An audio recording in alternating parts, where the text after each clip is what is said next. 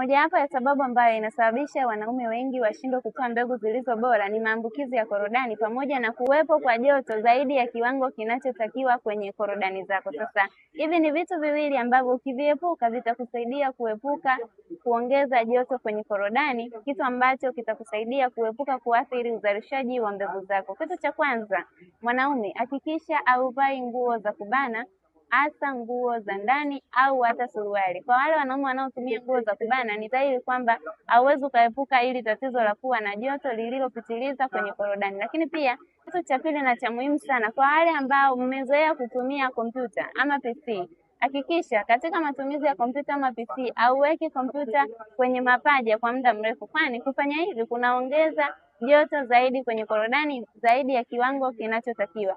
Ukifuatisha haya na imani, changamoto ya kuwa na joto la kupitiliza kwenye korodani utakuwa umeepukana nalo. Lakini nawasaidia wanaume kuondokana na changamoto zote ambazo zinaathiri mfumo wa uzazi. Hivyo kama kuna changamoto inakutesa na inakusumbua kwa muda mrefu, Anti Afya Imara nipo tayari kukusaidia. Tupigie leo ili uweze kupata msaada.